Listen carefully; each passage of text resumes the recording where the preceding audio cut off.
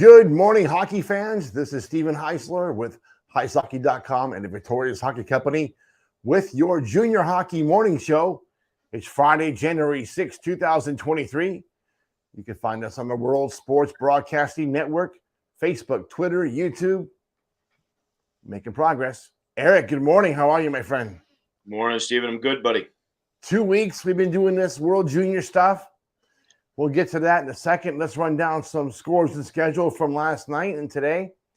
In the North American Hockey League, St. Cloud won at Minot 9-2. Odessa shut out Corpus Christi in Corpus Christi 2-0. Tonight's games, Johnstown at New Jersey, Maine at Maryland, Chippewa at Janesville, the Boston Generals at Philadelphia, Fairbanks at Springfield, Aberdeen at Austin. Odessa is playing their second game at Corpus Christi, Bismarck at North Iowa, El Paso at Shreveport, Kenai River at the Minnesota Wilderness, Oklahoma at Amarillo, Lone Star at New Mexico, and St. Cloud at Minot again tonight. Over in the USHL, the USA National Team Development Program at Youngstown, Dubuque at Green Bay, Fargo at Lincoln, Cedar Rapids at Madison, Des Moines at Sioux Falls, Omaha at Tri-City, Sioux City at Waterloo, Muskegon at Chicago. Some good games tonight, Eric.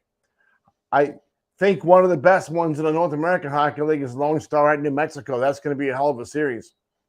Yeah, they're at the top of the standings right now, and two really good hot teams. So yeah, this should be a pretty good game there.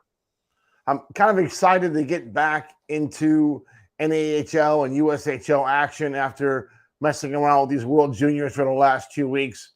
We've done pretty well predicting the outcomes of these events, but a little bit heartbroken to see how this all ended at the end here.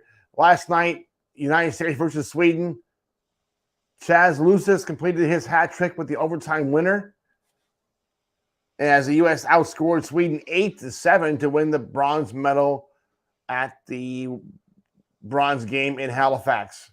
It is the U.S.'s seventh World Junior bronze medal of all time and first since coming third on home ice in Buffalo in 2018. The Swedes fought back from second period deficits of 3-1 and 5-3, but will go home empty-handed. This result matches the record for the most goals scored by both teams, 15, in a bronze medal game. That record was set in Sweden's 11-4 romp over Sweden in 2010. Historically, the World Junior rivalry between these two nations has been incredibly even. The U.S. now holds the smallest head-to-head advantage of 19 wins, 18 losses, and 2 ties. The U.S. also won all 3 of its previous bronze medal games against Sweden, 2007, 11, and 16. The Swedes will look to improve on this year's result when they host the 2024 World Junior Championships in Gothenburg. Eric, I watched that game last night, and I thought, what happened to all the goaltenders? Yeah, it was tough on the goalies yesterday. I think that's a lot of hockey in those short term events, and the kids get tired. And but yeah, it was a shooting gallery. 15 goals in the game. It makes it really tough. It was a tough game to watch. I'm glad. I'm really excited that the U.S. won the bronze, and it was exciting. But 15 goals, a lot of goals. But what a great World Junior. It's been just fun. I honestly, since I started doing this show with you, I've always watched the World Juniors every year. But this year, I kind of just parked those games on DVR, and I don't think I missed a game, which is crazy. I watched more hockey in the last 2 weeks than I have probably in the last 2 years. It's probably that rivalry we've had for 25 years or more between us doing this. It's a little head-to-head battle, and ironically, we come out dead even after this many games. Is just crazy, huh? 30 games and we're dead even. So let's go into the final last night. A lot to say about Czechia and Canada. Another overtime game. Dylan Guthier scored his second goal of the game at 6:22 of the unlimited 3-on-3 overtime to give Canada the gold medal in Halifax. The goal ended a thrilling final and gave Canada its second gold in a matter of just 5 months and its 20th all-time gold at these championships.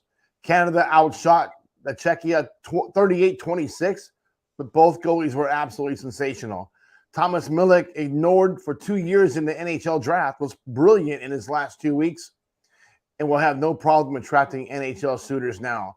His counterpart and Western Hockey League opponent, Thomas Sukanek, played every minute for Czechs in this tournament and will certainly be drafted later this summer after his incredible performance. Although Connor Bedard was held off the score sheet, the 17-year-old was named the tournament MVP and has now already won 3 junior-level gold medals, 1 at U18 and 2 at U20. He played nearly 3 minutes of the 6:22 of overtime, most of any player. For Czechia, the loss was devastating for a group of players who started together at the U18 level and who have felt destined to win their first goal in their country since 2001. They fell just 1 goal short, but played a terrific game and tournament and had their best finish in 22 years. Czechia has nothing negative to say about this event. They played outstanding from the first game to the final game. They were in every single contest. Yeah, no, they did a great job. They were they had some big wins. You and I were texting yesterday when they were down 2-0, and they just hang around. They hang around, and they got back into the game, tied it up, and when you get into overtime, sometimes you get the first bounce. So Czechia looked really good, and it was a great game. I watched that overtime session, and it was so dynamic. The look and feel of that speed, everything's breakaway. The kids are skating their backsides off. It was enjoyable to watch and extremely entertaining. And I probably got more of an understanding why the National Hockey League went to that format as well. It's a great way to finish a game. Yeah. Well, it's exciting. It really is exciting. And it opens up the ice. Doesn't get so congested. It gives these players the ability to be a little more creative and intrinsic. And it's a great format. I enjoyed it. We've been talking about doing things over the summer, having a summer developmental league, and there's one going on in Anchorage. There's a few others that are kind of sprouting around the country. And I think going to a 4-on-4 format, no check, and let the kids really develop their skills over the summer, that will be a great atmosphere to do so. But back to the Canadian Championship again. It's interesting how in Canada, the World Juniors is such a massive deal. It's a national event, and no matter where that event's taking place in Canada, it feels like Christmas, So I wish that we would have more of that intensity here in the United States, but I think you're starting to see that intensity grow around the world, especially in the second and third divisions, when developing hockey countries are starting to really get into the game. Yeah, I think, well, obviously Canada, it's a cultural thing, right? That's their game. And you're right, it is like Christmas up there. I talked to quite a few of my friends that are on that side of the border, and they pretty much shut down everything, watch the World Juniors and be a part of that, which is really neat. So it's a really good atmosphere. And I think you're going to see more international events. It's going to get more countries and teams involved in that type of atmosphere. And it takes time. Canadians been doing it a long time. So if you can duplicate that type of atmosphere and energy, boy, that's a pretty special thing.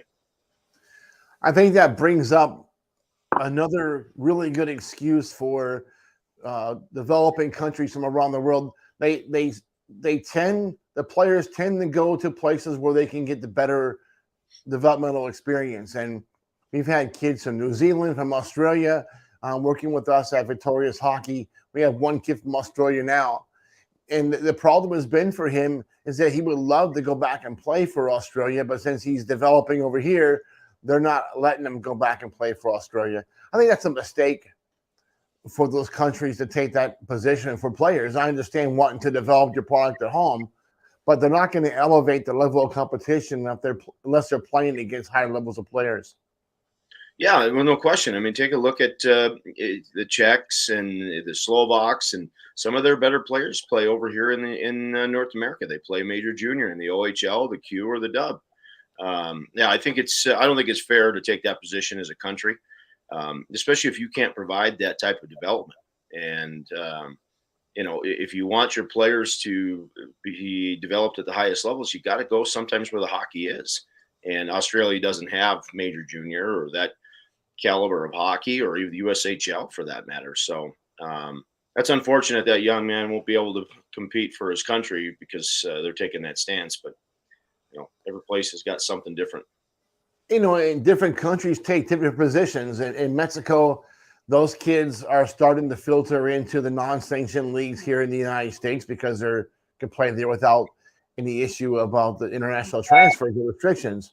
But in general, a player from a second or third level country coming to the United States in the past has been unable to play on junior rosters, even if they were developing in the U.S.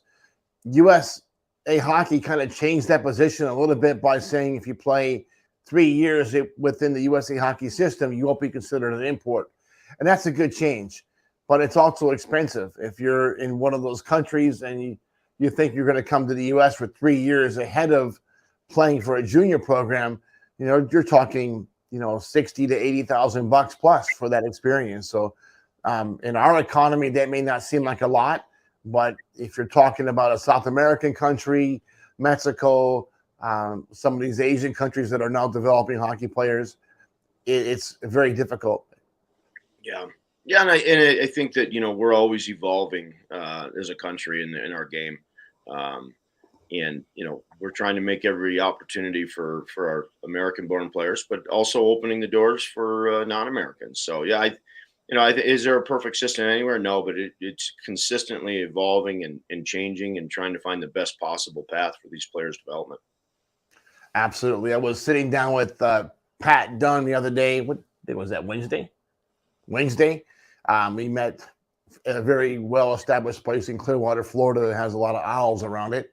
Pat and I had a great conversation. We talked about this problem with import restrictions at the participation level or pay-to-play level, and really they shouldn't even have them. There shouldn't be international transfers for what is really recreational hockey players.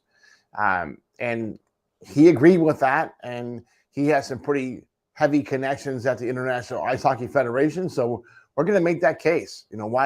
Why are we doing this for these level of players? And I think if we can get more international players into the USA Hockey's junior system, that is going to be better for the overall development of the game, not just here in the United States and Canada, but around the world.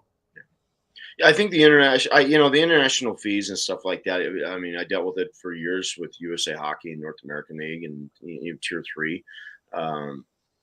I get it. It's no different than when I was in the North American League, and the USHL didn't have to pay development dollars to pick up North American players. They could draft and take kids all the time. So yeah, I see both sides. I think that there's some investment in these players, and you want to try to have some regulatory structure in place. So I can see both sides of the argument for sure.